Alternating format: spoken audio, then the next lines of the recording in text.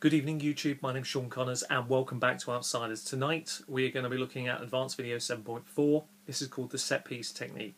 Now for this particular piece, and we've been looking recently at structuring, this is one of my favourite things. It's a fantastic tool. It's one I've been using for years, didn't even realise it. It took me many months of analysing it to realise what I was doing and how I was doing it. Now often in today's gaming you often find a situation where you have a limited time. In the old days we would have 10, 12-hour sessions, think nothing of it. Today, now, with the marketplace the way it is and the time pressure on most people, it's quite difficult to get everybody around the table. This technique really solves structuring really well. And I call it the four-piece set-piece technique because normally I've got 4 hours to work in when I'm doing my gaming club on a Wednesday night. Now, the way that this works is that each set piece, for me, is worth an hour of play. Now for you it might be different. It could also vary because of the system you're using. So that needs to also be borne in mind. You might need one more part or maybe one less. But the technique nevertheless is relevant for all. Now let me just try to give you some written down stuff that I've done about it to keep it precise and exactly how I was thinking when I thought about it.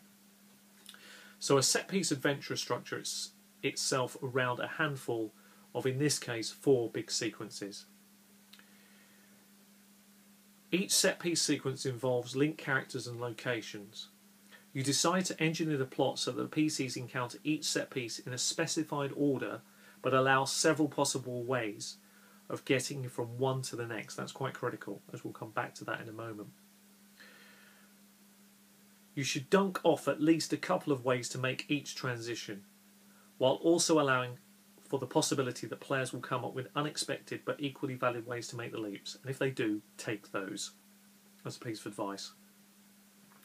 For example, let's say your game features 2 archaeologists in the 1920s Egypt. You start by thinking up 4 cool scenes that fit the setting. You imagine a running gun battle between artifact poachers driving through the desert. They've got to get to a tomb.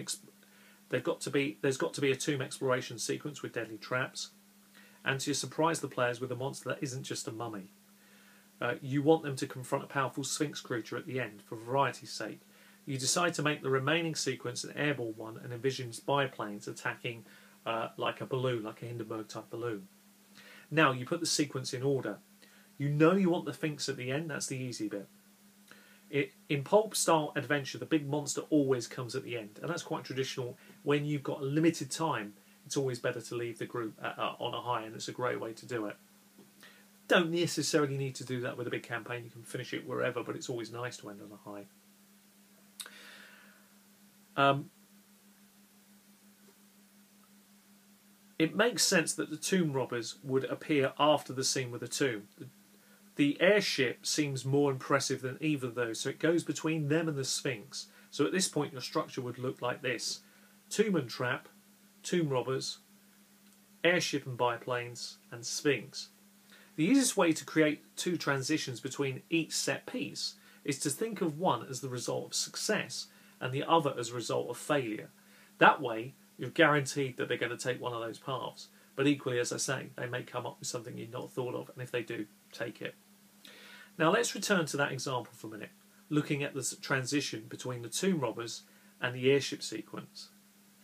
If the heroes beat the robbers, or otherwise get to search their person's vehicle or encampment, they find plans for attack on an airship owned by a dilettante collector named Sir Francis Smythe. If the robbers defeat them, or lose but escape before getting their stuff searched, the adventurers can ask around in Cairo and hear that a fellow known as Smythe has also been attacked by the same bandits and get an invite to his airship party. The success transition should be faster and less risky than its counterpart failure transition, reflecting the positive outcome of the previous set piece, and that's critical to the 4-piece set piece technique. Now, just to recap this, what you have here is a very beautiful, simple, fun piece that's really lovely to do when the time is tight. Now you can run a set piece technique in any window of time that you have. It just might mean for your style of play, you might be a quicker GM than I, and may need, and the system might be lighter, so you don't need, the combats might require much more. Yeah, say you're using a Pathfinder game, you might need more time between the transitions, so you might actually take one out, and it might only be 3 pieces needed over a 4-hour block. but only a bit of top trial and error will find this. For me, 4 pieces will beautifully fit 4 hours, and it works effortlessly well. I don't really think about the links between the stories too much, a success and failure, and really leave it really open to their interpretation, because often they'll surprise me, and that's the beauty. And what you have by this simple technique is a beautiful, simple structure that will really put your games alive. You could literally just write down 4 things that interest you in a line and start moving them around and say, yep, that's the beginning, that's the end, those are the middle bits. This is how I think they'll link. And suddenly what you have is an exciting story. You've thought about the ebb and the flow, and you've worked it out in your own mind's eye.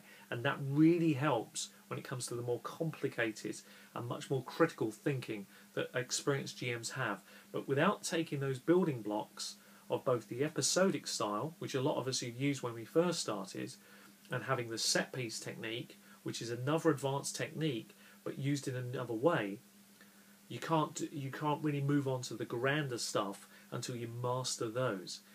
But each is no weaker than any of the others. In the right circumstances, every single one of them is a winner.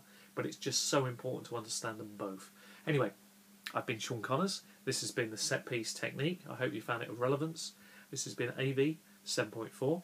And what that leaves me to do is say goodnight to you, happy gaming, and until the next time. Take care of yourselves. Bye-bye.